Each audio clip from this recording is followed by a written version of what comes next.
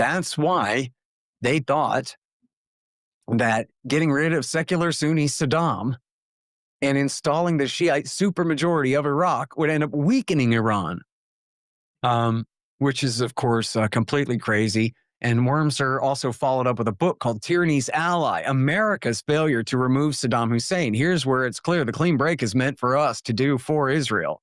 And it has a foreword by Richard Pearl as well. They wrote that together. And all it is it's a clean break in coping with crumbling states in, kind of monograph form. And, Wormser says in Coping with Crumbling States, he says, listen, it's true. This is 1996 when we've already had the bin Ladenites blow up the World Trade Center and other associated targets, the Khobar Towers in Saudi Arabia. And so Wormser says, yes, Islamic fundamentalist terrorism is a concern, but America is just going to have to find better partners to fight against fundamentalism than the Baathists. When actually that just doesn't make any sense at all. Like, even if you were a cold warrior against the communists and you thought, okay, we want to support Islamic fundamentalists against the Soviets and their allies. Okay, maybe fine. But now the Soviet Union's gone.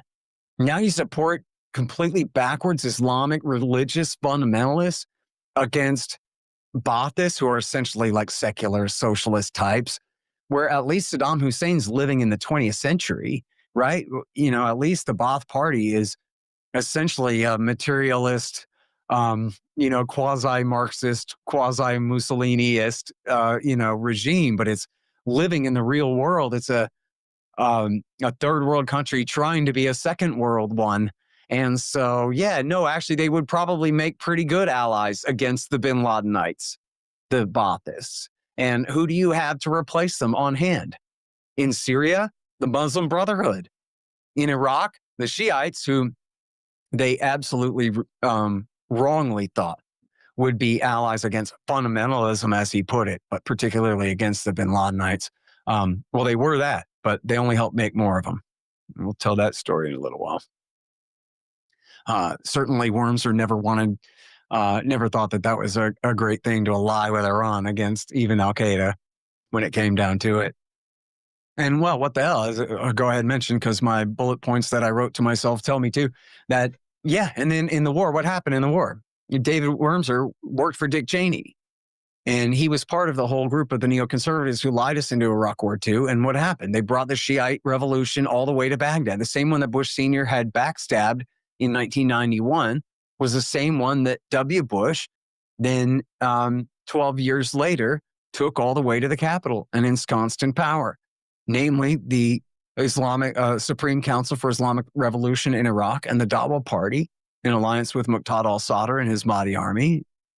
They came and took over, and Dawa and Skiri both, they had been living in Iran for 20 years. Remember when I told you at the dawn of the Iran-Iraq War, Saddam Hussein's motive was he was afraid of his own supermajority Shiite population. He wanted to conscript them and send them to war with Iran. And he had reason to worry because some Iraqi Shia were changing sides and going over to the Iranian side and choosing their religious sect over their national Iraqi and ethnic Arab sect.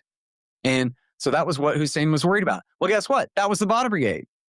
This was the same group that was coming across the border to lead the revolution in 1991. That was the reason that Bush Sr. and Brent Scowcroft had turned around and betrayed them and let Saddam mow them down. They said, oh my God, what are we doing? We just spent 10 years supporting Saddam Hussein to contain the Iranian Revolution, to try to destroy it, and then to at least contain the Iranian Revolution. Now what are we doing? We're importing the Iranian Revolution into Iraq, right? This is, again, the Shiite uprising in the aftermath of Iraq War I in 91. And that was why they choked and called it off, because they were bringing Iranian-backed Shiite militias were coming across the border to lead the thing. Well, so that's where W. Bush picks up in 2003. And that's exactly who he put in power. And for people who lost friends and loved ones in that thing, that was what they died for, was fighting the Shiite side of the Iraqi civil war that George Bush touched off. And it took all that violence to cleanse all the Sunnis out of the predominantly Shiite areas, and including Baghdad, and take the capital city for the Shiite. And in doing so, they just empowered Iran. They didn't create a nightmare for Iran. They enhanced Iranian power and influence in the region by 1,000%. And so we're going to end up returning to that too in our coverage of Iraq War II here, and the same with the special groups and the Golden Offer. But Iran has a latent nuclear capability. They began enriching uranium in 2005 and proved that they had mastered the fuel cycle really in 2005. But the thing is, they're members of the Non-Proliferation Treaty. And so as members of the NPT, they're mandated to have a safeguards agreement with the International Atomic Energy Agency, which then is allowed to have inspectors to verify that Iran is not diverting their nuclear material to any military or other special purpose. And so that was the status quo. Now, when W. Bush announced that Iran was part of the so-called axis of evil, get this, Saddam Hussein and the Ayatollah and Osama bin Laden and Kim Jong-il over there in North Korea, they're all part of a big alliance against us, right? Just like Hitler and Mussolini, get it? Saddam and the Ayatollah, the deadliest enemies in the Middle East, and in alliance with Osama bin Laden, who they were both, of course, terrified of. So it was a complete hoax. But W. Bush announced that, they have weapons of mass destruction and they're so. I'd like to point out the reason why he's being exaggerative, if you didn't know, is that there was an Iraq and Iran war that went on for 9 years from 1980, shortly after Khomeini took over after inheriting the revolution. And then Saddam proceeded to start a war with Iran and, essentially tried to take him out. Then Iran retaliated, did the same.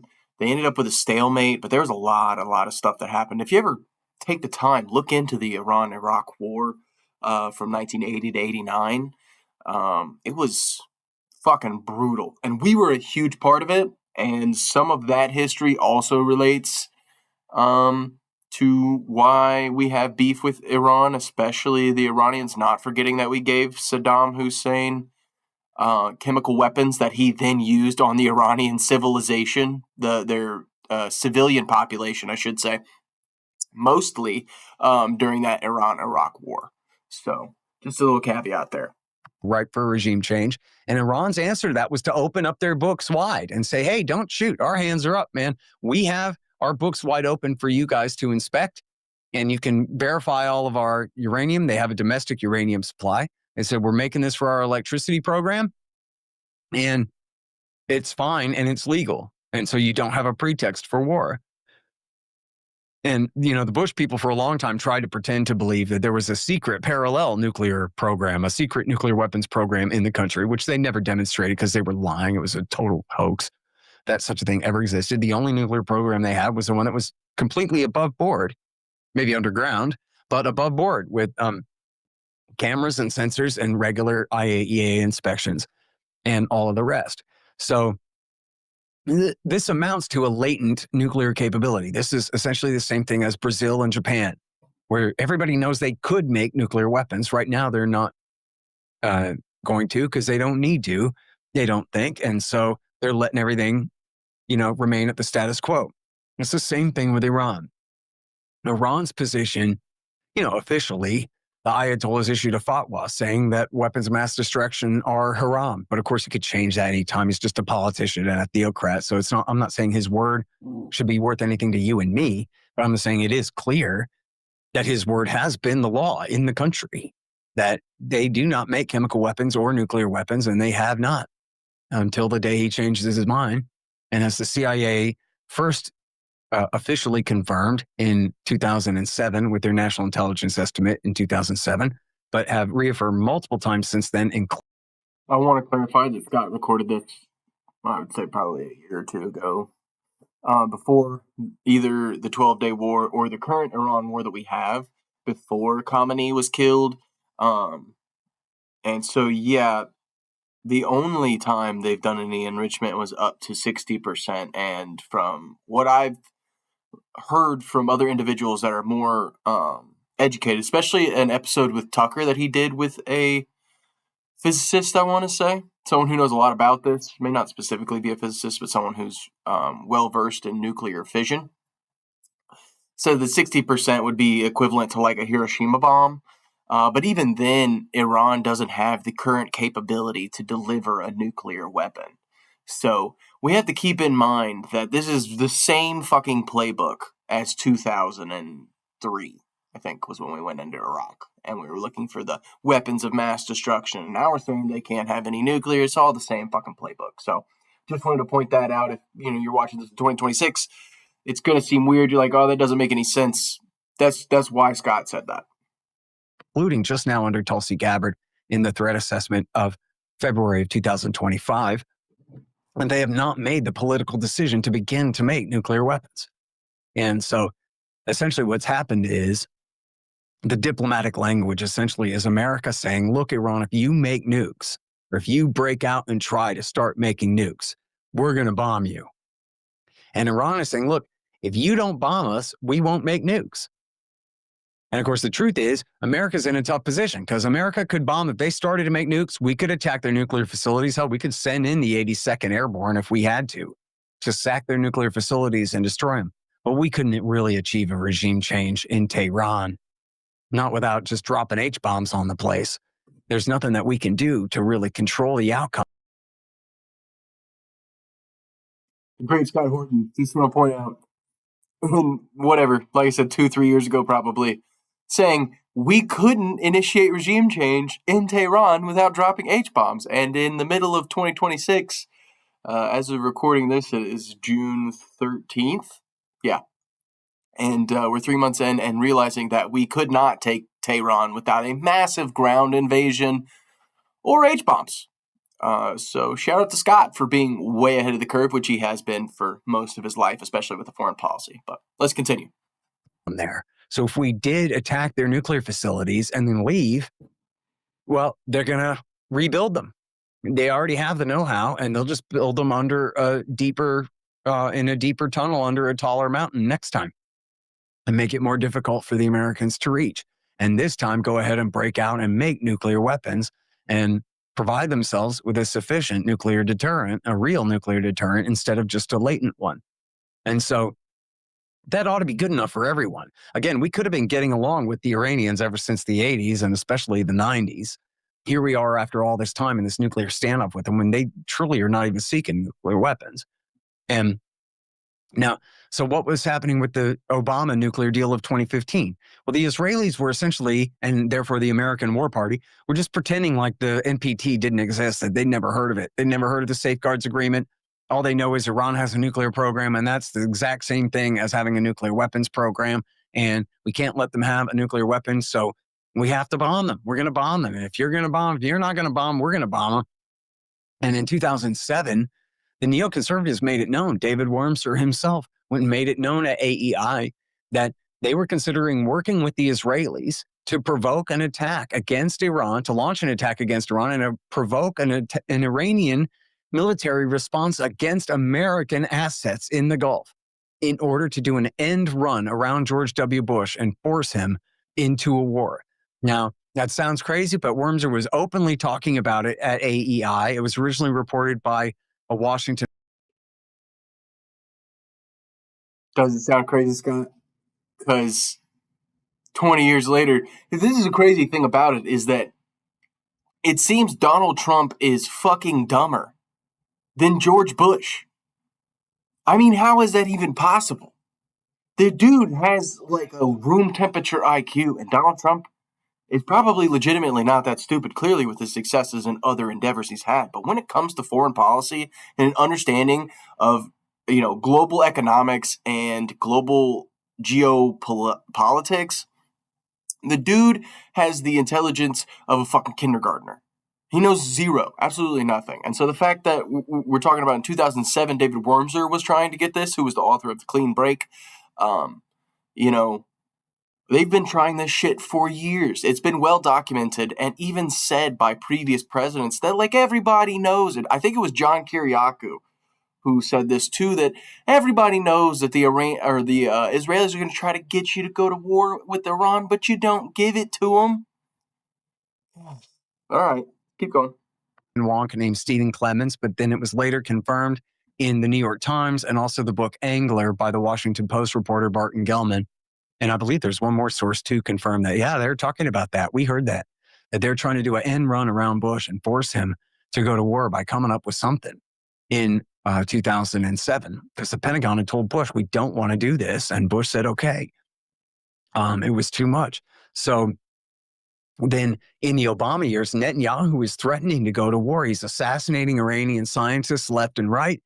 And he's repeatedly saying that he might just launch a bombing campaign. At one point, Zbigniew Brzezinski, I swear this is true, went on MSNBC and said that Obama should shoot down Israeli jets over Iraq if they try to attack Iran. And they were taking that threat very seriously. And so the whole thing of the 2015 deal was essentially, it was just a double extra lucky wish expanded inspection version of the safeguards agreement they already had. I mean, literally the deal was to add additional protocols to the safeguards agreement, which that and additional subsidiary arrangements, they call them, to the safeguards agreement that they already had with the IAEA.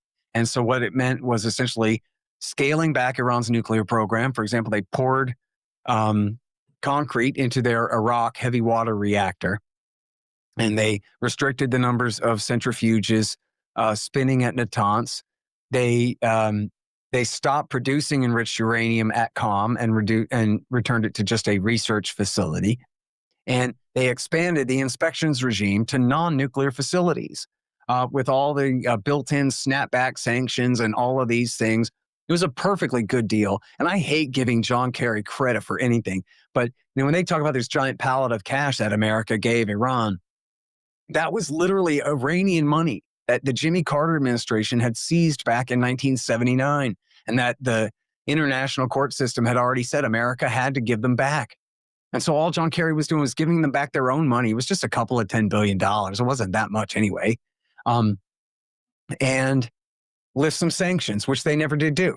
They just had to promise to lift some sanctions. And they got this great deal, and they got it signed with the entire UN Security Council as well to back it up. And then Donald Trump very unwisely tore it up at Netanyahu's insistence in 2018. And so as I am recording this for you guys here in the end of April of 2025, the Trump administration is now negotiating with the Iranians to see if we can get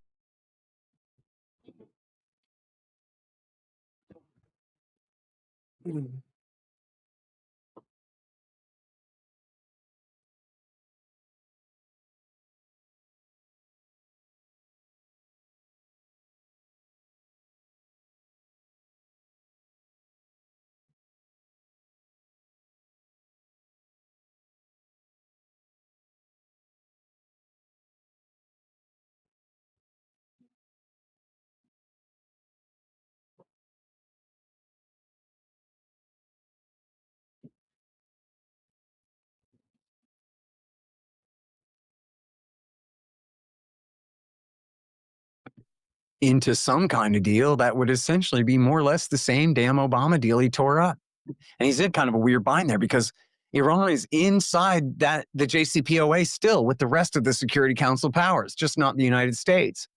So if they're going to make a whole new deal to supplant that, that would be interesting and probably wasteful, although I guess the rest of the UN Security Council powers would probably rubber stamp anything that America's willing to settle for at this point. But it's just, the whole thing is a completely artificial crisis, and based on Israeli lies too, a forged Israeli, supposedly Iranian stolen laptop that the Israelis just faked in order to try to implicate Iran. And then in 2018, when they claimed to have found that storehouse, that warehouse full of secret Iranian papers, that was all a hoax. It was just the same alleged studies documents again from the alleged smoking laptop that had already all been debunked. It was just a bunch of crap. And so the point being that never even mind perfectly normalizing relations and lifting all sanctions and dropping all tensions and becoming best friends again or anything like that. But just, there's no reason in the world to have a war. We absolutely could have a deal because they're not seeking nukes. And, Donald Trump has said that he wants to get along with Iran. He wants to see Iran be a prosperous country. His only restriction is they can't have nuclear weapons. Well, good. The Ayatollah has been agreed to that since before he took power. I mean, they signed the NPT in 68, and he hasn't made the decision to make nuclear weapons this whole time, as Tulsi Gabbard, again, has just reaffirmed. And so the Ayatollah does not want to fight. You can say whatever you want about the guys. He's a tyrant at home and a theocrat, an illegitimate power, if you ask me, an unelected dictator to the degree that he is. It's an extremely flawed republic over there in Iran. But from the Ayatollah's point of view, what's he going to do with a problem like the USA? Not much, right? And when he does get into a conflict with America, he essentially launches some face-saving rockets and then stops because he has no need to escalate. He doesn't need to saber rattle in order to shore up his domestic support. And he's not trying to get his country bombed. And you notice, like, for example, I debated Alan Dershowitz, and I've debated many other neocons and anti-Iran hawks, and they all say, oh, but the Ayatollah is crazy. Oh, the Shiites, they're just crazy. They're willing to let Israel launch all 200 atom bombs and wipe their country off the face of the earth if they can just kill a few Jews and this kind of thing. And it's just preposterous. There's just no reason in the world to think that that's true based on at least the behavior of this particular Ayatollah. And, there are Americans who tend to believe that by backing Israel, they can force Jesus to come back sooner. But there's really nothing saying that the ruling caste in Iran believes that they can force the end of the world to come, or that they seek to force the end of the world to come by provoking a nuclear apocalypse with Israel. It's just a bunch of propaganda from the American War Party, and ultimately can be disregarded, as Donald Trump seems to accept and believe that the Ayatollah is a rational being, and his. Just to comment on what Scott said there, there is absolutely 100% a belief in the, I don't want to say cabinet, but in the higher ranks of the military, at least we've heard, where I've heard from Tucker and Daryl Cooper, who does a show with Scott Horton called Provoke, that there was reports that what they are doing is, to bring back Jesus, essentially, and to get ready to accept the kingdom in the end times. And they're trying to rush this timeline. I mean, on the IDF patch is the third temple. They're trying to rebuild the third temple. And that's part of what they want to do in Iran, is destroy the mosque that's on the dome. What is it? Dome of the Rock? I'm trying to remember. I learned a little while ago. But either way, they're essentially trying to rebuild the third temple that would go on the foundation stone. And I believe that's in Jerusalem. And they can't do that without starting a religious war. But if Iran was to launch a missile and it was to take out the mosque, that would give them all reason to rebuild that. So there's definitely religious zealotry behind some of the intent of what we're talking about. I think someone like a Ted Cruz, a Mike Huckabee, not so much Lindsey Graham. Lindsey Graham just seems to be like part of the death cult and kind of just, pay me my money and I'll do whatever. I like going to Disney World because I'm a frilly little gay man. And I don't know if he's ever come out and said he's gay, but he's definitely gay. He has no kids, no wife. He speaks like a fucking gay guy. So nothing against the gays, but just he seems gay. So